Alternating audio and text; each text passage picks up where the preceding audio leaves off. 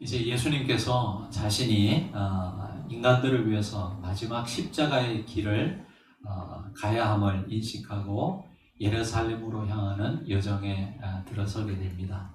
그리고 드디어 예루살렘에 도착하게 되죠. 예루살렘에 도착해서 예수님께서 행하신 가장 첫 번째 일이 오늘 본문 말씀에 우리에게 소개되고 있습니다. 예수님께서는 성전 안에서 환전상들의 그 상을 엎으시고 또 비둘기 파는 자들의 의자를 엎으시는 등 굉장히 분노한 모습을 우리에게 보여주고 있습니다. 여러분, 예수님께서 화내신 이야기를 사복음서에서 들어보셨습니까? 예수님께서 화를 내셨어? 이렇게 생각하시는 분들도 없지 않아 있으실 것 같아요. 마태복음 19장에 보시면 예수님께 우리 사람들이 아이들을 데리고 와서 이제 기도라도 좀 받았으면 좋겠다는 마음으로 아이들을 데리고 옵니다. 근데 제자들이 그것을 막게 되죠. 그때 예수님께서 그 아이들이, 어린 생명들이 나에게 오는 것을 막지 말라고 하면서 제자들에게 화내는 모습을 봅니다. 그리고 여러분, 또 예수님께서 화를 내신 그런 이야기들 혹시 기억하시는 것이 있으십니까?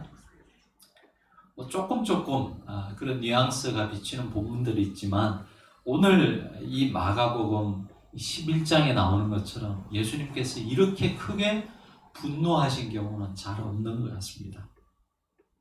늘 가난한 자들을 향해서 긍휼의 마음을 가지셨고 또 병든 자들을 향해서 그 긍휼의 마음을 가지셨던 예수님께서 왜 오늘 이 성전에서 이렇게 분노하셨을까요? 여러분 궁금하지 않습니까? 한 사람이 무엇에 대해서 화를 내느냐를 보면 그 사람이 어떤 사람이고 또 무엇을 중요하게 여기는지를 우리는 알 수 있습니다. 누가 자기에게 싫은 소리 했다고 분풀이하는 그런 분풀이로서의 화를 내는 사람과 나와 아무런 상관이 없는 일이지만 사회의 불의를 생각하면서 의분을 가지는 것은 분명히 다른 것이죠. 이런 면에서 오늘 본문에서 우리가 유심히 봐야 하는 것은 왜 그 온화하신 예수님께서 화를 내셨을까 하는 것입니다. 늘 화를 내는 사람이 화를 낸다면 우리가 별로 신경 쓸 것 없겠지만은 늘 그 온화한 예수님께서 화를 내셨다라는 이 사건에서 왜 그러셨을까를 우리가 한번 생각해 봐야 하는 것이죠. 어떤 목사님들은요, 예수님께서 화를 내신 이유가 바로 성전에서 장사하는 사람들 때문이었다라고 말하시는 것들도 제가 들었습니다. 그래서 교회에서 이 돈 거래하는 것을 절대적으로 삼가하는 그런 교회들도 많습니다. 특별히 바자회를 교회에서 절대 하지 못하게 하는 그런 분들도 있습니다. 근데 대부분 교회에서 바자회를 하는 이유가 무엇입니까? 교회가 그것을 통해서 수익을 남기고 교회의 어떤 유익을 가져오기 위해서 하는 일들은 별로 없을 겁니다. 대부분 바자회를 하는 이유는 명목이 있죠. 그것을 통해서 선교지를 돕는다든지 아니면 불우한 이웃들을 돕기 위해서 그런 일들을 할 때가 대부분입니다. 저도 이전 교회에서 통일 선교를 감당하면서 우리 그 탈북민들을 위해서 바자회를 했던 그런 기억이 있습니다. 여러분, 한번 하고 나면 진이 빠져요. 그리고 말도 얼마나 많은지요. 한번 하고 나면 안 했으면 좋겠다 이런 마음이 생길 때도 있는데 작지만 그것을 통해서 또 많은 사람들이 도움을 받을 수 있다라는 그 일 때문에 정말 많은 분들이 보람을 갖고 또 헌신하는 그런 모습을 볼 수 있었습니다. 그런데다가 여러분, 그런 자리를 통해서 그래도 또 농촌에 있는 분들이 여러분 그런 자리를 통해서 도움을 받는 그런 기회도 생긴다는 그런 측면에서 저는 가능하다라고 생각합니다. 우리가 너무 이렇게 문자적으로 해석하지 않고 조금 넓은 의미에서 그 정신을 살린다면 교회에서 충분히 가능한 일이라고 생각합니다. 그리고 구약의 율법에 보면요, 성전 안에서 이렇게 매매할 수 있는 것을 허락하셨어요. 신명기 14장 24절에서 26절에 보시면 이렇게 나옵니다. 그러나 내 하나님 여호와께서 자기의 이름을 두시려고 택하신 곳이 내게서 너무 멀고 행로가 어려워서 내 하나님 여호와께서 그 풍부히 주신 것을 가지고 갈 수 없거든 그것을 돈으로 바꾸어 그 돈을 싸가지고 내 하나님 여호와께서 택하신 곳으로 가서 내 마음에 원하는 모든 것을 그 돈으로 사되, 이렇게 되어 있습니다. 유대인들은 1년에 3번 예루살렘으로 올라가서 제사를 드려야 했습니다. 1년에 3번 예루살렘으로 가는 길이 현실적으로 쉽지 않은 것이었기 때문에 많은 경우 유대인들은 적어도 1년에 1번 정도는 예루살렘에 가서 제사를 드렸습니다. 그리고 죄송합니다. 외국에 나가서 사는 많은 디아스포라 유대인들이 있지 않았습니까? 그런 사람들은 일평생에 한 번이라도 예루살렘에 가서 제사를 드리는 것, 그것을 자기 삶의 소원으로 삼고 그렇게 살아가는 사람들이 많았습니다. 한번 생각해 보시기 바랍니다. 만약 옆 동네에서 이스라엘 그 경지에 사는 사람들은 그냥 자기가 기르던 가축을 가지고 와서 제사를 드리면 되었죠. 근데 몇 주에 걸쳐서 와야 되는 그런 여정, 아니면 몇 달에 걸쳐서 와야 되는 그런 여정에 있었던 사람들은 그것이 현실적으로 굉장히 어려운 일이었습니다. 그래서 돈으로 가지고 와서 그 돈으로 가축을 사게끔 할 수 있도록 그들의 편의를 봐주었던 것이죠. 그러니 예수님께서 화를 내신 이유가 단순히 이 성전에서 매매를 했다는 것 때문에, 돈 거래를 했다는 것 때문에 예수님께서 이렇게 화를 내셨다라고 해석하는 것은 그렇게 썩 좋은 해석이 아닐 것입니다. 그러면 왜 예수님께서 이렇게 화를 내셨을까요? 당시에는 이 제사장들과 종교 지도자들이 이 상인들과 결탁을 해서 제사 드릴 그 가축의 값을 너무나 터무니없이 높게 부른다거나, 그리고 많은 디아스포라 유대인들은 유대 그 지경에서 쓰는 돈을 가지고 있었던 것이 아니라 자기가 살던 지역에 돈을 가지고 왔을 거 아니에요? 그러면 그것을 환전해 주는 환전상들이 있습니다. 근데 이 환전상들이 높은 환전세를 받음으로 인해서 부당한 이익을 취했던 것이죠. 우리가 이렇게 생각할 수 있는 단서가 본문에 나오고 있습니다. 여러분 18절에 보시면 예수님께서 그 상인들의 상을 엎으시고 의자를 엎고 분노하셨을 때 가장 먼저 반응한 사람들이 나오고 있습니다. 18절에 보시면 대제사장들과 서기관들이 듣고 예수를 어떻게 죽일까 하고 꾀하니 되어 있습니다. 여러분 상식적으로 생각하면 예수님께서 이런 반응을 보이셨을 때 가장 먼저 불평해야 되는 사람들이 누구죠? 바로 그 상인들 아니었겠습니까? 근데 오늘 말씀에 보면 대제사장들과 서기관들이 예수를 어떻게 죽일까 하고 먼저 반응을 했습니다. 그들이 가장 많은 유익을 탈취하고 이익을 얻었었기 때문에 그 부당한 이득이 없어지는 것에 대해서 지금 분개하고 있는 것이죠. 자, 만약에 이런 사회적 시스템 속에 있었다면 어떤 결과가 초래되었겠습니까? 엄청난 물질과 시간을 들여서 평생에 한 번 예루살렘에 와서 예배 드리는 것을 소원으로 삼았던 그 디아스포라 유대인들은 여러분 이런 일들을 당하게 되면 제사를 제대로 드릴 수 있었겠습니까? 또 가난한 자들은 어떻겠습니까?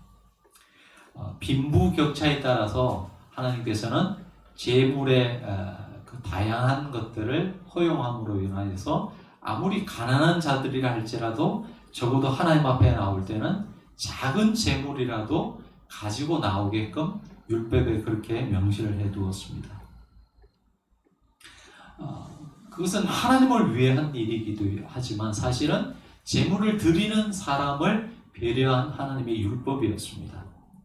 그래서 가난한 자들은 뭐 돈이 많고 재물이 많은 사람들은 소를 잡아서 드리기도 하고 양을 잡아서 드리기도 했지만 가난한 자들은 비둘기 같은 작은 재물을 드렸던 것이죠. 근데 이런 사람들이 이런 상황에 놓이게 된다면 여러분 그 비둘기조차도 드릴 수 없는 그런 상황에 이르게 되죠. 가난한 것도 억울한데 그들은 하나님께 제사도 드릴 수 없는, 그래서 자신의 죄를 사함받지도 못하는 이런 이중적 고통에 처하게 될 수밖에 없었다는 것입니다. 그래서 예수님께서 오늘 말씀해 보시면요, 15절에 보시면 돈 바꾸는 자들의 산과 비둘기 파는 자들의 의자를 둘러엎으셨다고 했습니다. 그 성전 안에는 다른 가축을 파는 사람들도 많이 있었을 것입니다. 소를 파는 사람들, 양과 염소를 파는 사람들도 있었을 텐데 왜 마가복음의 이 마가는 예수님께서 비둘기 파는 자들의 의자를 둘러엎으셨다고 하셨을까요? 바로 이런 맥락에서인 거죠. 가장 가난한 자들조차도 배려하지 않는, 그래서 정말 엄청나게 가난한 자들은 제사조차도 드릴 수 없는 이런 이중적 고통에 처해 있는 이 구조에 대한 예수님께서 화를 내시고 있는 것이라는 것이죠.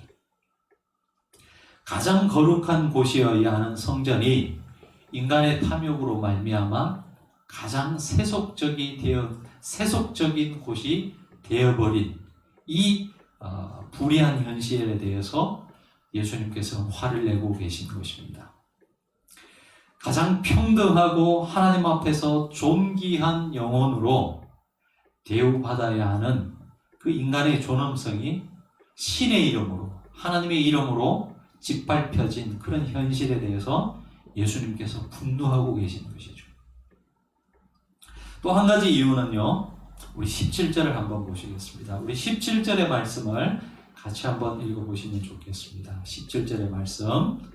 이에 가르쳐 이르시되 기록된 바 내 집은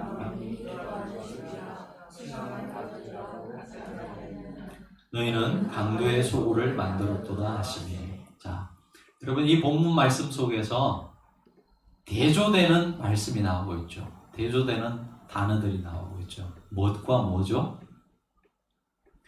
아마도 많은 분들은 기도하는 집과 강도의 소굴, 이 두 단어가 굉장히 대비되는 단어라고 생각하실 겁니다. 그렇죠? 기도하는 집 대 강도의 소굴, 이 두 가지 단어일 것입니다.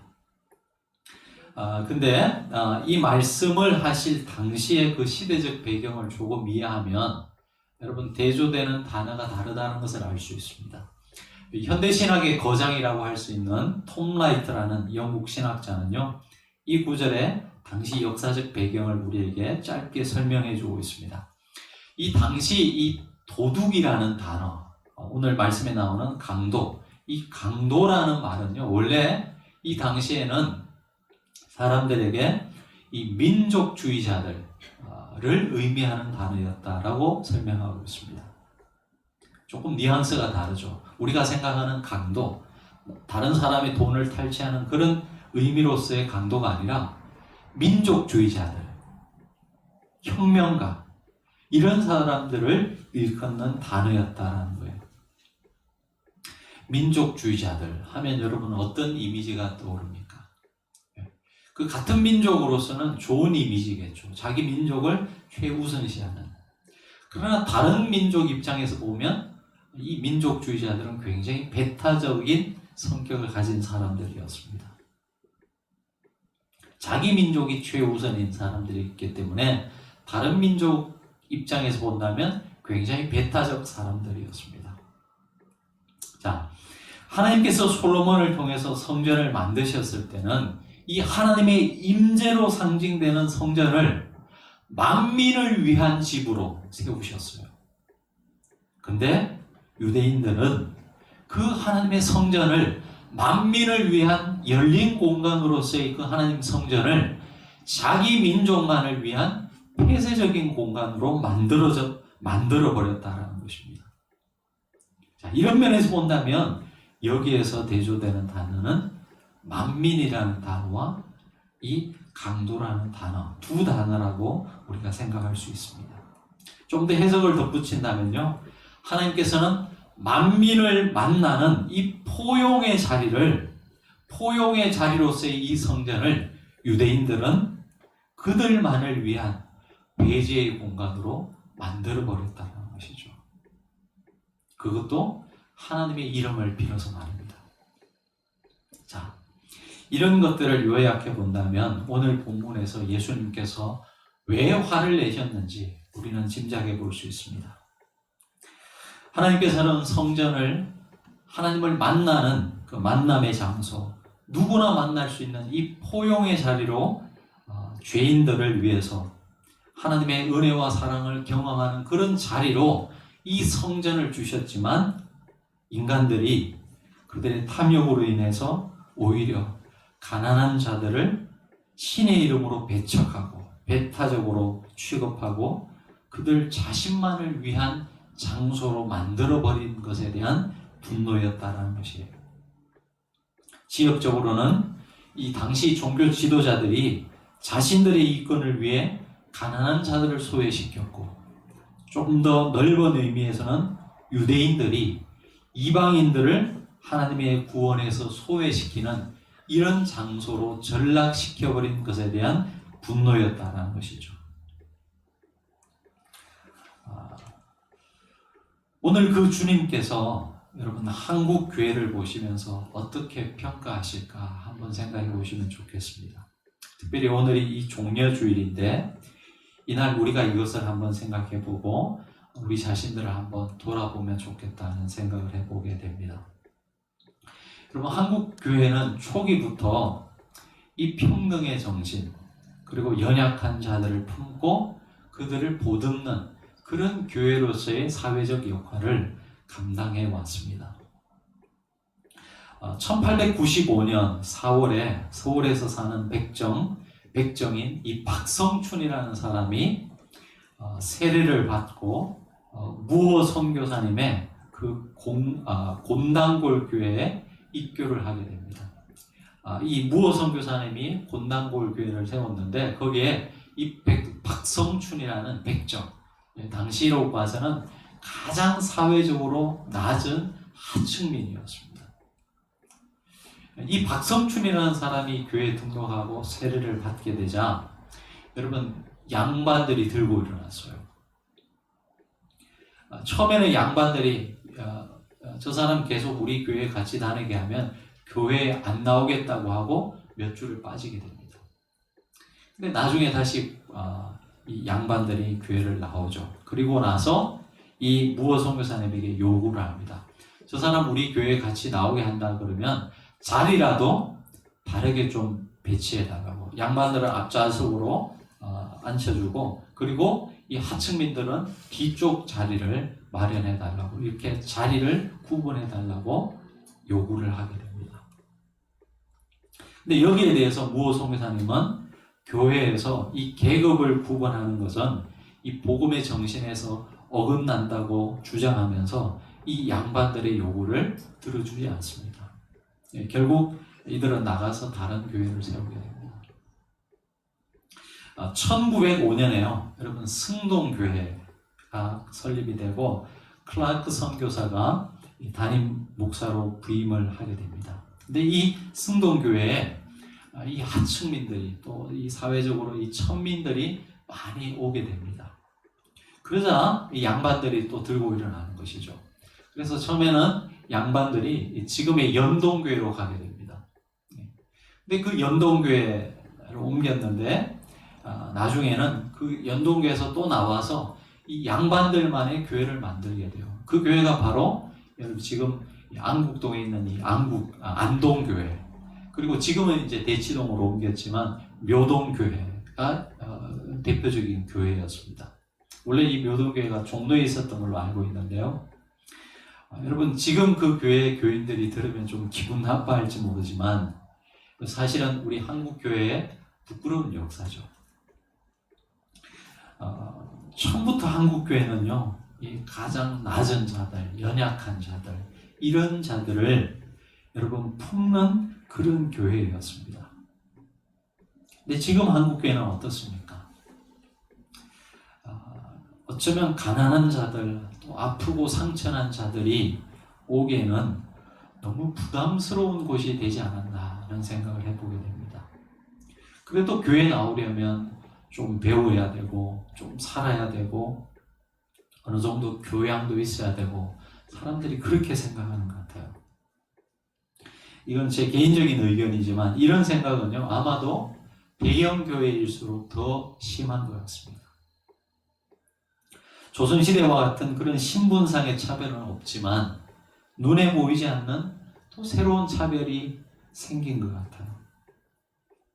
교회에서 행해지는 많은 간증들을 한번 보시기 바랍니다. 다 그렇다는 건 아니지만 대부분은 여러분 성공한 사람들의 이야기가 많지 않습니까? 해피엔딩으로 끝나는 것들을 대부분 말하고 있지 않습니까?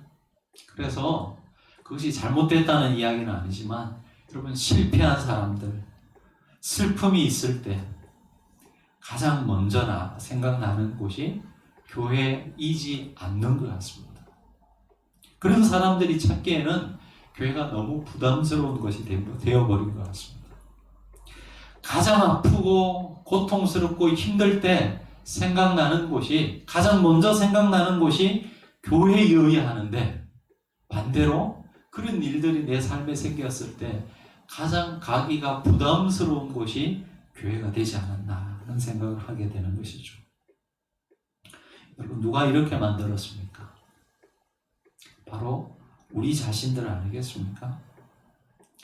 예수님께서는 죄인들을 위해서 십자가를 지셨고 죄인들을 구원하기 위해서 오셨는데 이제는 그 죄인들이 더 이상 발붙일 수 있는 곳이 없는 그런 곳이 바로 교회가 되어버린 것 같습니다.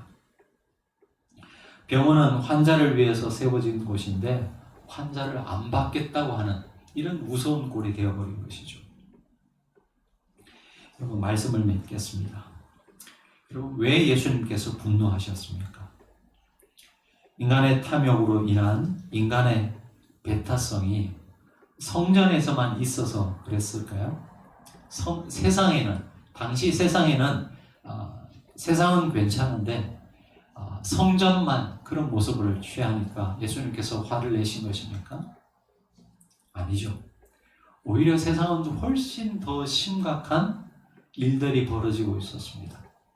당시 로마가 무자비하게 그 힘의 논리로 정복민들을 짓밟고 짓누르고 또한 착취를 했습니다. 그럼에도 불구하고 왜 예수님께서는 그런 세상을 향해서는 분노하지 않으시면서 이 성전을 향해서 이런 분노를 쏟고 계신 것이겠습니까? 여러분 성전이 무너지면 다 무너지는 거예요. 세상은 원래 그랬습니다. 인류의 역사가 시작되면서 세상이 그러지 않았던 그런 시기는 없습니다. 그러나 그래도 교회만큼은 마지막 보루로서 세상의 희망이 되어야 되지 않겠느냐라고 하는 그 마지막 하나님의 예수님의 그 간절한 마음이 산산이 부서지고 짓밟혔기 때문에 그 교회를 향해서 그 성전을 향해서 지금 예수님께서 이렇게 화를 내시고 계신 것이죠. 너희는 세상과 다르게 살길 바라는데 너희가 세상에 비치고 소망인데 그 하나님의 마지막 소망을 교회가 성전이 짓밟았던 것이죠. 어쩌면 오늘 교회를 향해서도 예수님께서 이 마음을 가지고 계시지 않겠나라는 생각을 해봅니다.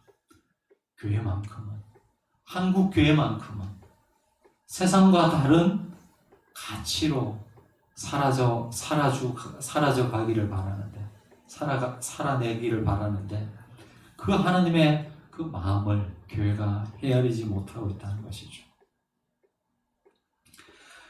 이런 면에서 이 예수님의 분노는 하나님의 성전을 사랑하고 하나님의 교회를 사랑하는 그 사랑이 밑바닥에 깔려 있다라고 우리는 생각할 수 있습니다. 오늘 종려주일입니다. 이 고난주간의 첫 시간을 보내면서 오늘 이 예수님의 분노에 대해서 우리가 한번 깊이 생각해 볼 수 있기를 바랍니다. 여러분, 감정이라고 하는 것은 설명되어지는 것이라기보다는 같이 느끼는 것이죠. 그래서 여러분, 이 한 주간 살아가시면서 예수님의 이 분노를 여러분 마음 깊이 한번 느껴보실 수 있었으면 좋겠습니다. 그리고 왜 예수님께서 분노하셨는지 그 이유에 대해서 우리도 한번 깊이 공감하면서 우리 안에 예수님의 그 분노를 가질 수 있었으면 좋겠습니다. 그리고 그 안타까운 마음을 갖고 기도의 자리로 나아갑시다. 그때 여러분 2020년의 이 고난주간은 우리 모두에게 더욱더 뜻깊은 그런 시간들로 채워지게 될 것입니다. 기도하시겠습니다. 하나님 아버지, 그 온화하신 예수님께서, 그 늘 인자하신 예수님께서 너무나 당황스럽게 화내는 모습을 보게 됩니다. 왜 주님이 그런 화를 내셨는지, 왜 그런 분노를 쏟아내고 계신지 깊이 생각할 수 있는 하나님 이 고난주가 될 수 있게 도와주옵소서. 예수님의 그 분노가 우리 마음에도 있게 하시고 그 분노 속에 담겨져 있는 예수님의 그 사랑 또한 우리 마음 속에 담겨지는 이 고난주간이 될 수 있도록 인도해 주옵소서. 예수님 이름으로 기도합니다.